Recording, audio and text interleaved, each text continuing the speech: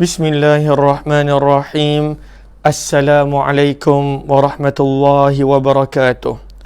Bismillah, alhamdulillah, wassalatu wassalamu ala habibillah Sayyidina Muhammad ibn Abdillah wa ala alihi wa sahbihi wa mawalah. Allahumma rabbi syrah lana sudurana wa yassir lana umurana wahlul 'uqdatam min alsinatina yafqahu aqwalana.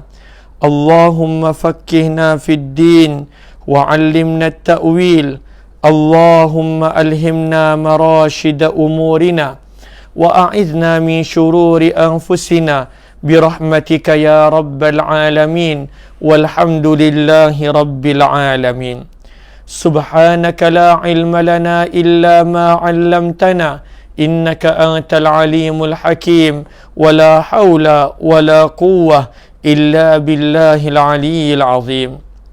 Alhamdulillah thumma alhamdulillah, yang dirahmati lagi dikasihi oleh Allah Subhanahu wa taala, pihak pengurusan Surau An-Nur Fasa 3A Seremban, yang dikasihi lagi dihormati Allah pengerusi surau, ahli jawatan kuasa surau, barisan para imam, para muazzin, para asatidah, pimpinan masyarakat, hadirin hadirat, sahabat-sahabat, para jemaah dan juga ahli qaryah Surau An-Nur Fasa 3A, serta semua yang berada di platform Facebook dan juga YouTube. Moga-moga pertemuan ini adalah pertemuan yang mendatangkan kebaikan kepada setiap daripada kita.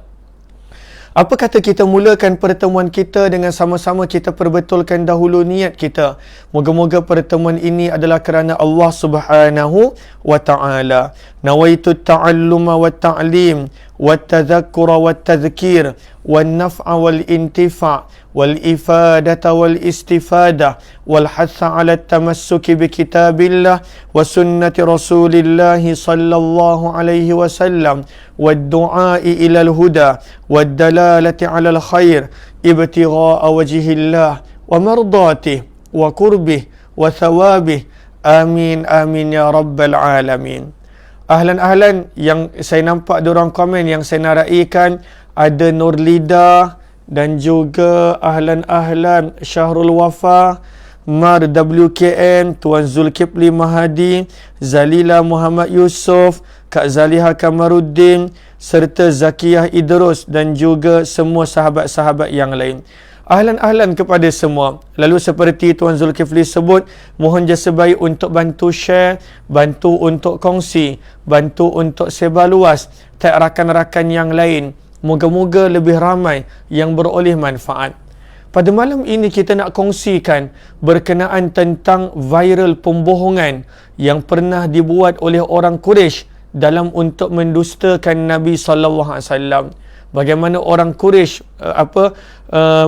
berjaya, dan pada waktu itu mereka melakukan satu berita palsu yang mereka sebarkan berkenaan tentang Nabi sallallahu alaihi wasallam dalam untuk menjatuhkan dakwah baginda Nabi sallallahu alaihi wasallam.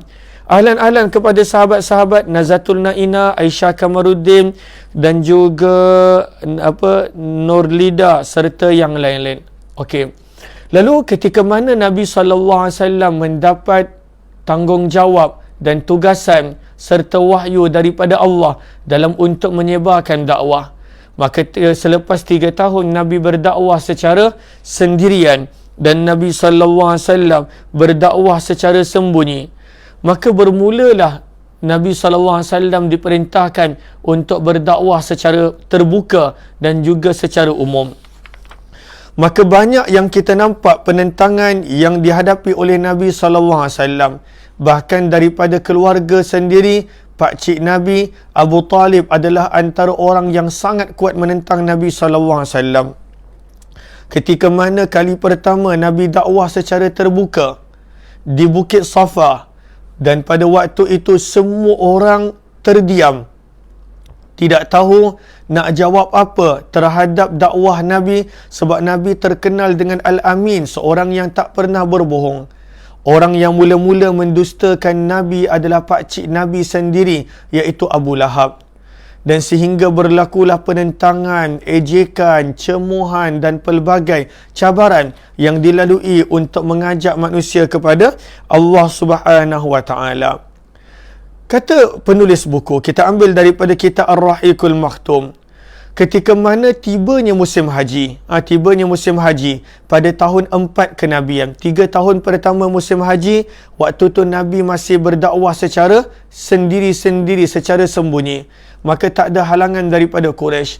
Namun ketika mana tibanya musim haji pada tahun 4 kenabian, maka orang Quraisy mula risau. Kenapa? Sebab Nabi SAW akan mula dakwah kepada kabilah-kabilah luar. Baginda Nabi SAW akan mula menyampaikan dakwah kepada kabilah-kabilah yang datang daripada segenap pelosok tanah Arab.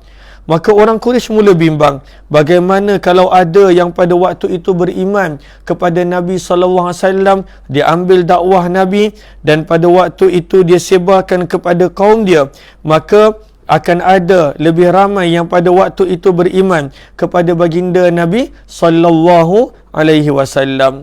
Maka di sini datanglah kebimbangan orang Quraisy. Maka ketika mana hampir tiba musim haji pada tahun 4 kenabian dan yang seumpamanya, maka orang Quraisy pada waktu itu telah kumpulkan dia punya perwakilan. Nak buat apa dengan Muhammad?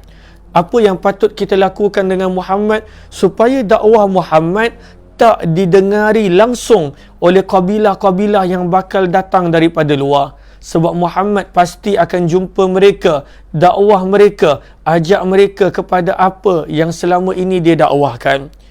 Maka orang Quraisy pada waktu itu risau. Pada waktu itu takut yang Nabi SAW akan diterima dakwah baginda oleh rombongan-rombongan haji. Kita kena faham, ibadah haji ada daripada zaman Nabi Ibrahim lagi. Lalu walaupun pada zaman jahiliyah, tetapi mereka tetap datang buat haji. Tetapi ada penyelewengan yang berlaku. Antaranya orang-orang yang datang daripada luar, daripada orang Quraisy. Dan kalaulah pada waktu itu mereka rasa pakaian mereka adalah daripada sumber yang tak baik, daripada hasil yang haram, maka mereka akan bertawaf tanpa ada sebarang pakaian kecuali kain kecil yang menutup kemaluan mereka. Orang lelaki akan tawaf pada waktu siang dan orang perempuan akan bertawaf pada kegelapan malam. Itu penyelewengan yang Al-Quran tegur pada banyak tempat dalam Al-Quran.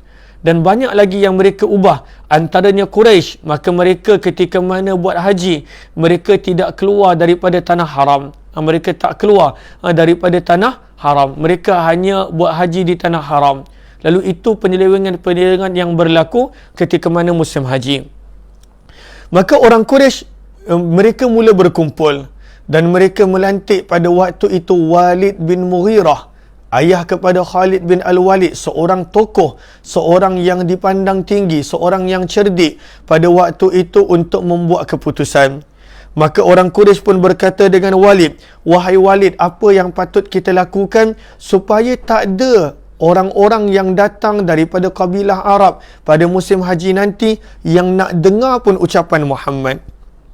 Kita mesti buat sesuatu." Maka Walid bin Mughirah berkata, kalaulah begitu, kita kena mesyuarat dan kita mesti cari hanya satu perkataan supaya orang-orang yang datang daripada luar, mereka pada waktu itu tahu dan mereka tak berjaya menangkap yang kita sedang menipu. Bayangkan bagaimana Walid bin Mughirah dan orang Quraisy nak menjadikan satu penipuan sebagai satu bentuk kepercayaan kepada tetamu-tetamu yang datang untuk haji daripada pelbagai lapisan Quraisy. Minta maaf, daripada pelbagai lapisan kabilah Arab. Maka itu poin dia pertama. Dia berkata, kita mesti bersependapat dan hanya menggunakan satu perkataan yang menjadikan orang langsung tak nak dengar pada ucapan Muhammad. Dan kita tak boleh berbeza sebab perkara itu akan menjadikan sebahagian kita mendustakan yang lain. Lalu ini teknik yang Walid bin Mughirah tekankan, hanya satu perkataan, tak boleh berbeza-berbeza perkataan, dan pada waktu itu mestilah setiap orang sepakat supaya kalau tidak nanti kantoi dengan kabilah Arab, kejap panggil Muhammad dengan nama ni, kejap panggil dengan nama lain. Lalu apa yang orang Quraisy sedang buat? Satu penipuan yang nak dijadikan satu perkara yang boleh dipercayai. Maka orang Quraisy pun bersetuju. Dia kata, baik, apa pandangan kamu wahai Walid? Apakah yang patut kita panggil Muhammad? Satu gelaran, satu nama, satu panggilan yang menjadikan orang pada waktu itu percaya yang Muhammad ini tak bagus dan mereka langsung tak nak dengar ucapan Muhammad. Poin Quraisy adalah pada waktu itu supaya orang langsung tidak mendengar dakwah Nabi SAW. Itu poin dia. Jangan langsung ada orang yang mendengar dakwah Nabi SAW. Sebab orang Quraisy tahu, kalaulah ada yang mendengar, maka mereka akan beriman pada waktu itu. Dahsyatnya kita nampak peranan yang cuba dilakukan oleh orang Quraisy. Maka pada waktu itu Walid bin Mughirah kata, kamu dulu bagi pandangan, biar aku dengar. Maka berkumpullah orang Quraisy di Darun Nadwah, tempat mereka punya parlimen, tempat mereka mesyuarat. Ini kita ambil daripada kitab Ar-Rahiqul Maktum.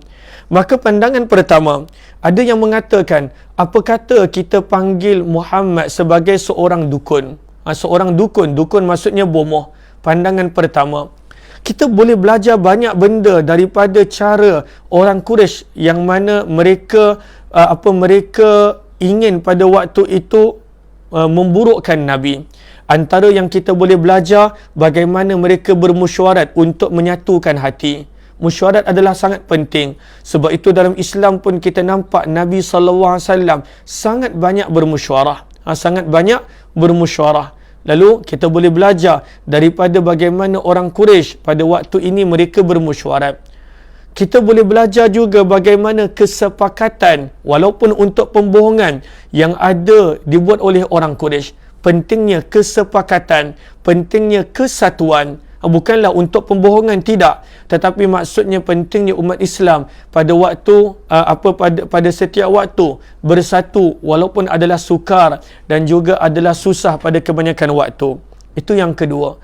Yang ketiga, kita boleh belajar Walid bin Mughirah apabila dia dilantik ketua, dia dengar dahulu pendapat orang lain. Walhal dia boleh sahaja bagi pandangan dia, tetapi dia mendengar pendapat lain. Inilah antara sikap seorang leader yang bagus, seorang ketua yang bagus. Dia menghargai pandangan orang lain sebelum dia menyebut tentang keputusan dan pada waktu itu kenapa dia memilih keputusan tersebut. Ini antara benda-benda yang kita boleh belajar. Lalu kita taklah nak ceritakan daripada skala besar. Kadang-kadang dalam rumah tangga pun mencukupi. Belajar dengar daripada yang lain, daripada anak, daripada pasangan, daripada ibu bapa dan sebagainya. Belajar mendengar pandangan. Maka Walid bin Mughirah kata, koranglah bagi pandangan dulu. Maka ada orang Quraisy pertama, dalam sirah disebut nama-nama mereka. Lalu ada yang pertama berkata, apa kata kita gelar Muhammad sebagai bomoh dan dukun? Lalu orang takut nak mendekati Muhammad, apatah lagi mendengar dakwah Muhammad. Maka Walid berkata, jangan, demi Allah, Muhammad bukanlah seorang bomoh maupun dukun. Kita telah tahu dan masyarakat pun tahu apakah itu dukun, dia punya mantra dia punya perwatakan dia, dan Muhammad langsung tidak ada rupa seperti seorang bomoh maupun dukun. Maka pada waktu itu ditolak pandangan pertama. Bukan ditolak, maksudnya tidak diterima. Maka ada pandangan kedua, dia kata, wahai Walid, apa kata kita panggil Muhammad sebagai seorang yang gila, majnun? Maka Walid pada waktu itu berkata, tidak, Muhammad bukan seorang gila. Setiap orang tahu apakah ciri-ciri sifat orang gila. Mereka bercakap sendiri, bercakap perkataan yang tak difahami, bercakap sesuatu yang aneh. Dan Muhammad langsung tak ada perkara itu. Perkataannya fasih, bahkan perkataannya boleh menyentuh hati. Muhammad tak ada ciri orang gila. Maka pandangan kedua tidak diterima. Maka pandangan ketiga, ada yang berkata, apa kata kita panggil Muhammad dengan gelaran syair, seorang penyair? Maka Walid berkata, tidak, nanti orang tahu kita berbohong. Sebab semua orang tahu apakah lantunan, irama, nada sesuatu syair. Tetapi Muhammad bukan syair. Iramanya, intonasinya, perkataannya langsung tidak menyerupai syair. Maka pandangan yang keempat, Ada yang mengatakan, apa kata kita panggil Muhammad sebagai ahli sihir, sahir. Kita panggil Muhammad sebagai ahli sihir, tukang sihir. Maka Walid menjawab, Muhammad bukanlah seorang tukang sihir. Setiap orang kenal bagaimanakah ahli sihir, bagaimanakah bentuk sihir, dan Muhammad langsung tidak melakukan tiupan-tiupan ataupun perwatakan-perwatakan seorang ahli sihir. Bila semua orang Quraisy telah bagi pandangan mereka, terutamanya ini 4 pandangan yang utama, maka orang Quraisy kehabisan idea. Mereka kata, wahai Walid, engkau daripada tadi engkau kata tak boleh perkataan ini. Maka apa yang patut kita katakan? Maka berkatalah Walid bin Mughirah. Sebab Walid bin Mughirah, dia pernah jumpa dengan Rasulullah. Nabi pernah bacakan Al-Quran kepada dia. Dan inilah kata-kata dia yang mana beliau ulang berkali-kali. Maka apakah kata Walid bin Mughirah tentang Al-Quran? Maka beliau berkata, Allahumma salli ala Sayyidina Muhammad, wallahi, demi Allah, inna laqawlahu alladhi yaqulu halawah. Demi Allah, sesungguhnya Al-Quran yang diucapkan oleh Muhammad, ianya betul-betul terasa manis. Walid sendiri mengakui bahawa ucapan Al-Quran Muhammad la halawah adalah sangat-sangat manis. Wa inna alaihi la talawah.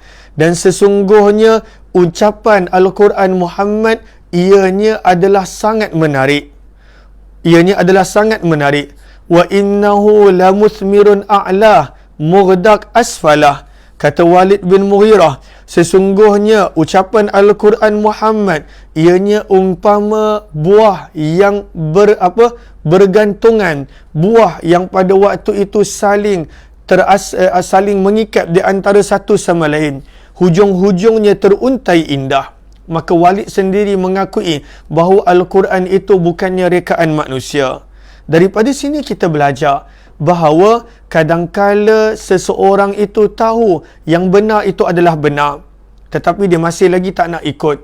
Seperti mana Walid bin Mughirah, dia tahu Al-Quran bukan rekaan, dia sendiri puji Al-Quran. Seperti mana yang ada dalam riwayat dan juga dalam catatan sirah. Dia puji Al-Quran itu indah. Al-Quran itu sangat luar biasa perkataan dan lafaznya. Tetapi manusia, walaupun dia dah tahu sesuatu yang benar itu adalah benar, kenapa masih lagi mendustakan? Tidak lain tidak bukan kerana ego, kerana sombong. Dan itulah sifat ketika mana Iblis menolak untuk sujud kepada Nabi Adam. Aba wastakbar. Dia engkar Iblis dan juga dia sombong. Begitu juga pada ayat yang ke-40 daripada surah Al-A'raf yang kita biasa dengar, innal ladzina kazzabu biayatina, sesungguhnya orang-orang yang mendustakan ayat kami. Kenapakah manusia itu mendustakan ayat Allah? Wastakbaru, kerana mereka sombong. Maka ini adalah pengajaran yang keempat selain daripada 3 pengajaran yang kita sebut di awal kisah, bahawa sombong menjadikan manusia itu tak nak menerima kebenaran walaupun dia tahu itu adalah benar. Seperti Walid bin Mughirah, dia tahu Al-Quran itu adalah benar. Bahkan dia puji Al-Quran di hadapan orang Quraisy. Namun dia tetap tidak beriman kerana kesombongannya pada waktu itu untuk menerima kebenaran. Maka Walid bin Mughirah puji. Dan kemudian barulah dia sebutkan pendapatnya. Namun kalaulah yang mana Walid bin Mughirah berkata, walau bagaimana sekalipun kita hendak berkata buruk tentang Muhammad dan Al-Quran, pasti akan diketahui dengan mudah bahawa tuduhan tersebut adalah dusta belaka. Namun, jika kita nak memberi gelaran pada Muhammad yang menjadikan manusia menjauhkan diri daripada Muhammad, yang paling sesuai adalah perkataan ahli sihir, tukang sihir ataupun penyihir. Dan kemudian Walid bin Mughirah dia terangkan kenapa ahli sihir, tukang sihir adalah gelaran yang akan diterima oleh masyarakat Arab, lalu mereka menjauhi Muhammad. Maka Walid bin Mughirah berkata, kenapa kita patut panggil Muhammad sihir? Ini kita nampak twist cara Walid bin Mughirah twist sesuatu situasi daripada penipuan kepada nampak seolah-olah benar.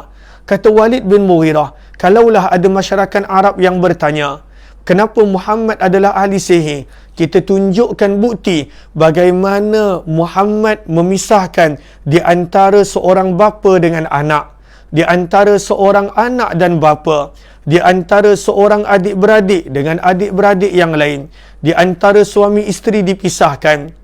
Padahal realiti hakikatnya apabila seseorang itu beriman, yang beriman itu yang akan dihalau, yang beriman itu yang akan diseksa, yang beriman itu yang akan dipulau. Tetapi bagaimana pada waktu itu liciknya Walid bin Mughirah digunakan situasi yang menunjukkan, sepatutnya menunjukkan orang Quraisy itu pun zalim, kepada menjadikan yang jahat adalah Rasulullah sallallahu alaihi wasallam. Dan ini banyak berlaku pada zaman kita. Bagaimana satu gambar, satu video, satu benda yang mana apabila sebahagian pihak untuk kepentingan mereka, mereka pada waktu itu ambil daripada sudut yang tertentu, daripada perspektif yang boleh mendatangkan keliru, banyak orang terpercaya. Kadang-kala orang yang benar dikata sebagai pesalah, orang yang pesalah disanjung sebagai orang yang benar, orang yang penipu dikata sebagai yang betul, orang yang betul dikecam dan dikata dengan teruk oleh masyarakat warga maya. Lalu ini yang dilakukan oleh Walid bin Mughirah. Ketika mana pada waktu itu Walid bin Mughirah, mereka kata kita patut panggil dengan satu gelaran yang orang yang datang pada musim haji nanti tak nak dekat pun pada Muhammad, dan itulah gelaran ahli sihir. Kenapa kita panggil ahli sihir? Kita tunjukkan bukti kepada masyarakat Arab bagaimana sebab Muhammad punya sihir terpisah ibu bapa daripada anak-anak, anak-anak terpisah daripada ibu bapa, suami terpisah daripada isteri, begitu sebaliknya. Padahal hakikat yang berlaku, orang beriman yang diseksa, orang beriman yang dihalau, orang beriman yang dizalimi.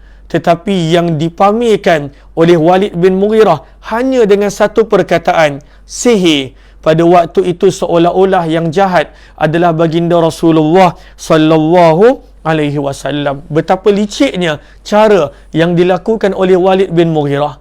Dan ini yang berlaku pada setiap zaman. Satu perkataan. Contohnya, Islam adalah pengganas. Satu perkataan. Lalu walaupun yang kena pukul tu adalah orang Islam, yang kena bunuh tu adalah orang Islam, maka pada waktu itu masyarakat awam termasuk orang Islam sendiri pada waktu kata ya, salah dia sebab dia pengganas. Padahal dia langsung bukan pengganas, dia adalah orang yang baik.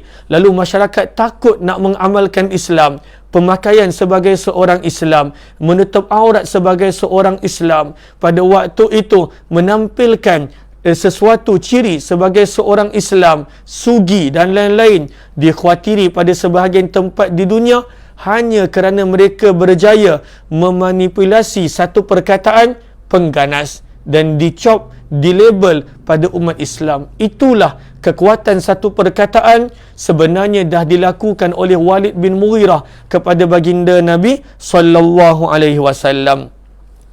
Berkenaan tentang perancangan licik Walid bin Mughirah, sampaikan Al-Quran ceritakan pada surah Al-Muddathir, pada juz yang ke-29, pada ayat yang ke-576, bagaimana lebih kurang 16 ayat menceritakan, Al-Quran menceritakan tentang betapa liciknya perancangan Walid bin Mughirah untuk memburukkan baginda Rasulullah sallallahu alaihi wasallam. Ahlan-ahlan kepada sahabat-sahabat yang baru join, mohon jasa baik untuk bantu share, bantu untuk kongsi, bantu untuk sebar luas. Moga-moga lebih ramai yang beroleh manfaat. Maka pada waktu itu Al-Quran menceritakan tentang Walid bin Mughirah dalam surah Muddathir juz yang ke-29. Firman Allah, kita baca daripada ayat yang ke-18 sahaja. Innahu, sesungguhnya dia itu siapa? Iaitu Walid bin Mughirah. Sesungguhnya dia, iaitu Walid bin Mughirah. Allahumma salli ala Sayyidina Muhammad. Okey. Sesungguhnya dia, iaitu Walid bin Mughirah, fakkara, telah berfikir. Telah berfikir untuk apa? Dalam kurungan, untuk memburukkan Nabi dan Al-Quran. Wa qaddar, dan bagaimana dia telah mereka pembohongan tadi. Lalu dia berfikir tentang pembohongan dan dia telah mereka-reka pembohongan. Maka firman Allah Subhanahu wa taala pada ayat yang berikut, ayat yang ke-19, faqutila, maka binasalah dia hendaknya, kaifa qaddar, bagaimanakah dia berani mereka-reka pembohongan tersebut. Kemudian firman Allah, summa qutila, kemudian binasalah dia, kaifa qaddar, bagaimana pada waktu itu dia berani untuk mereka-reka pembohongan. Lalu Al-Quran sebut bagaimana dia berfikir. Lalu memang dia berfikir. Kejap lagi Al-Quran akan terangkan bagaimana bersungguh-sungguhnya Walid bin Mughirah berfikir. Ayat yang ke-21, summa nazar, kemudian dia merenung dan berfikir berkali-kali untuk mencari perkataan memburukkan Nabi dan Al-Quran. Bayangkan, 2 kali Al-Quran menyebutkan tentang cara berfikir Walid. Pada ayat yang ke-18 dan pada ayat yang ke-21, kesungguhan dia untuk memburukkan Nabi. Lalu cuba kita bayang, kalaulah seseorang itu dia berfikir untuk pendustaan, ditunjukkan kesan dan natijah, maka apatah lagi kalaulah orang-orang beriman benar-benar dia berfikir, benar-benar dia mencari jalan untuk kebenaran, pasti kebenaran akan tersebar.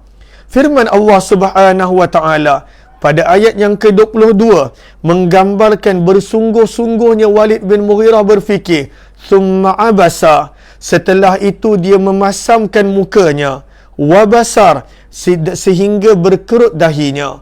Bersungguh-sungguh dia berfikir, perkataan apa kita nak panggil Muhammad? Perkataan apa kita nak panggil Muhammad? Perkataan ni tak sesuai. Perkataan ni sampai berkerut, sampai masam wajahnya.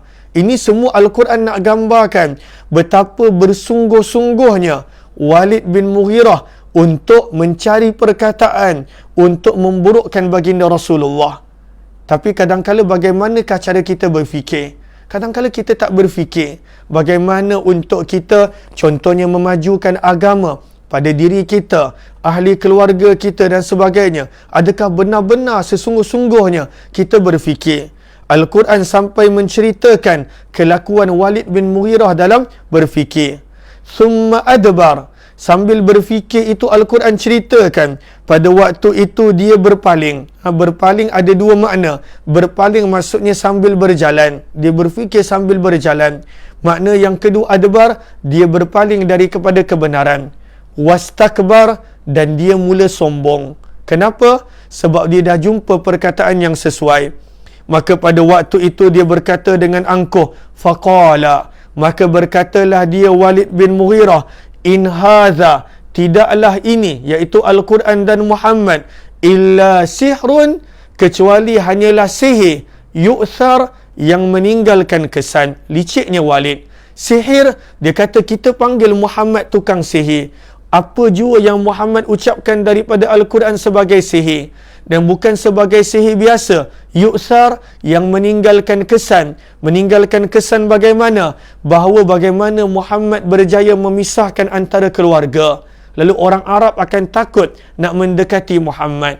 Orang Arab akan takut untuk mendekati Muhammad. Apatah lagi nak mendengar kata-katanya. Maka inilah perancangan Walid bin Mughirah. Kemudian bagaimanakah dia nak sebarkan perkataan sihir tadi? Kata penulis buku dalam kitab Ar-Rahiqul Maktum, setelah majlis tersebut mencapai kata sepakat, mereka segera melaksanakan dia. Macam mana mereka buat? Mereka duduk di sepanjang jalan kota Mekah. Sepanjang jalan kota Mekah. Dalam tafsir Al-Baghawi, sahabat-sahabat nanti boleh cek.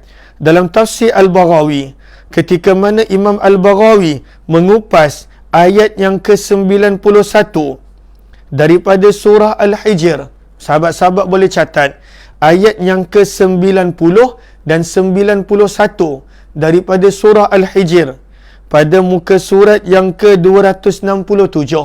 muka surat 267, suratul Hijr, suratul Hijr pada juz yang ke-14, ayat yang ke-90 dan 91, yang mana firman Allah, kama anzalna 'alal muqtasimin alladzina ja'alul qur'ana 'idin. Maka di situ ada sababun nuzul, ada kisah di situ. Imam Baghawi menukilkan daripada Muqatil, kata Muqatil bin Hayyan. Maka bagaimanakah Walid bin Mughirah nak aplikasi, nak sebarkan bahawa Muhammad adalah ahli sihir, supaya orang Quraisy, orang bangsa Arab yang datang musim haji percaya. Allahumma salli ala Sayyidina Muhammad wa ala ali Sayyidina Muhammad. Maka kata Muqatil, sebentar saya baca yang bahasa Arab punya. Allahumma salli ala Sayyidina Muhammad wa ala ali Sayyidina Muhammad. Okey. Wa qala Muqatil, berkata Muqatil, kanu 16 rajulan. Mereka ini adalah 16 orang, yang mana tanggungjawab dia hanya untuk meratibkan Muhammad ahli sihir. Muhammad ahli sihir. Mereka adalah sebanyak 16 orang, kata Muqatil bin Hayyan. Ba'athahumul Walid bin Mughirah, yang mana Walid bin Mughirah telah letakkan mereka dekat tempat yang strategik daripada jalan sebelum masuk ke Mekah lagi. Ayyamal mausim, pada musim-musim haji, kerana targetnya adalah supaya orang luar langsung tak dengar ucapan Muhammad. Itu tujuan dia. Adapun orang Mekah, mereka dah tak boleh nak kawal kecuali dengan siksaan dan ugutan mereka. Ini adalah untuk orang luar. Maka ada 16 orang yang Walid bin Mughirah stationkan daripada jalan luar Mekah sampailah masuk ke dalam Baitullah Kaabah pada musim haji. Faqtasamu iqaba Makkah wa turuqaha. Diletakkan di segenap tempat-tempat strategik yang berada, yang bakal dilalui oleh orang-orang yang datang pada musim haji daripada luar. Wa qa'adu ala anqabiha, dan ke-16 orang ini akan duduk dekat tempat yang mereka telah disediakan. Yaqulun, dan mereka akan berkata, liman ja'a minal hujjaj, daripada orang-orang yang datang pada musim haji, la taghtarru, jangan kamu terpedaya, bihadzal rajul, dengan seorang yang keluar yang mengaku dirinya Nabi, yang bernama Muhammad. Dan pada waktu itu dia adalah ahli sihir. Lalu 16 orang ni nampak dia tetamu haji, dia akan kata, jangan jumpa dengan Muhammad, jangan dengar cakap Muhammad, dia mengaku dirinya Nabi dan dia sebenarnya adalah ahli sihir. Lalu apa yang Walid bin Mughirah sedang buat? Yang Walid bin Mughirah sedang buat adalah, Allahumma salli ala Sayyidina Muhammad. Walid bin Mughirah pada waktu itu dia sedang aturkan supaya bila dengar 16 kali ucapan yang sama, manusia akan percaya. Macam zaman kita, bila sesuatu benda viral, kita buka WhatsApp, kita nampak orang share benda tu. Kita buka Instagram, kita nampak. Kita buka Facebook, kita nampak. Kita buka YouTube, kita nampak. Kita buka sesuatu, kita nampak. Lebih daripada 16 kali kita nampak. Automatik kita percaya, walaupun benda itu tidak benar ataupun ianya adalah sesuatu rekaan. Maka Walid bin Mughirah pada waktu itu dia buat begitu. Sampaikan dekat Masjidil Haram, dia akan berada di situ. Dan semua orang kenal Walid, dia adalah salah seorang pemuka Quraisy. Maka semua tetamu haji yang telah disusun, diatur jalannya, dan juga orang-orang yang telah disusunkan dia, bila mereka sampai sahaja pada waktu itu di depan Walid, dan mereka bertanya, wahai Walid, betulkah apa yang kami dengar dalam jalan, ada seorang yang ahli sihir yang baru muncul? Maka pada waktu itu Walid membenarkan, benar, jangan dengar cakap dia, jangan hampir pun kepada dia. Sebab itu kata para ulama sirah, bertahun-tahun Nabi dakwah pada musim haji, namun pada waktu itu tidak ada yang nak dengar pun ucapan Nabi SAW, kecuali ada beberapa orang yang cerdik. Antaranya adalah Tufail bin Amr Ad-Dawsi radhiyallahu ta'ala anhu, orang yang mengislamkan Abu Hurairah. Tufail bin Amr pun kalau kita baca kisah dia, dia pun cerita benda yang sama. Ketika mana dia datang musim haji, begitu banyak dia dipesan supaya berhati-hati dengan orang yang merupakan ahli sihir. Maka pada waktu itu, dia sampai masukkan kapas dalam telinga dia, supaya dia tak langsung dengar ucapan Nabi SAW, punya takut. Tetapi Allah buka pintu hati dia. Dia terserempak dengan Nabi. Dan dia terdengar Nabi membaca Al-Quran. Dan dia terus beriman. Itu adalah antara contoh Tufail bin Amr ad-Dawsi radhiyallahu ta'ala anhu. Lalu ini adalah benda yang dah berlaku pada zaman Nabi SAW. Sebab itu kita baca dalam sirah, bertahun-tahun Nabi berdakwah pada musim haji, banyak yang menolak dakwah Nabi SAW. Akhirnya pada tahun 11 kenabian, selepas beberapa tahun, Islamlah 6 orang pemuda daripada Yathrib, daripada Madinah, yang akhirnya menjadi penyebab kepada dakwah Nabi tersebar di Madinah. Kata penulis buku, lalu dalam keadaan tak ada orang nak dengar cakap Nabi, kata Syekh Safi Rahman, baginda telah pergi ke pasar Uqas, ke pasar Majannah, ke pasar Zumajaz. Ini adalah pasar-pasar yang didirikan pada musim haji. Pada waktu itu tak ada orang nak dengar cakap Nabi. Dan kalaulah ada orang yang nak dengar cakap Nabi, Walid bin Mughirah telah letakkan pakcik Nabi sendiri, Abu Lahab, untuk follow dan ikut Nabi. Dan pada waktu itu kalaulah ada orang yang nak dengar ucapan Nabi yang tak terpedaya dengan kata-kata daripada orang suruhan Walid bin Mughirah, maka Abu Lahab akan muncul dan dia berkata, wahai tuan-tuan, ini anak saudara saya. Ini anak saudara saya. Jangan dengar cakap dia. Dia seorang yang telah keluar daripada agama dia dan dia seorang yang pendusta. Inilah luar biasanya bagaimana mereka memburukkan Nabi, dan sebenarnya itulah yang berlaku pada setiap zaman. Pembohongan bagaimana direka cipta menjadi kebenaran sehingga manusia tak tahu nak beza mana satu yang benar dan mana satu yang salah. Maka sangat penting untuk kita tabayun apabila mendengar, membaca, meneliti tentang sesuatu perkara. Terima kasih kepada sahabat-sahabat pihak Surau An-Nur mencari penaja untuk membeli software dan juga set TV untuk kegunaan surau bernilai RM6,000. Lalu kalaulah ada yang ingin untuk menginfak, maka boleh berhubung dengan pihak surau. Nombor akaun tertera di ruang komen yang telah dipinkan. Kita jumpa lagi. Wabillahi taufiq wal hidayah. Assalamualaikum warahmatullahi wabarakatuh. Terima kasih semua.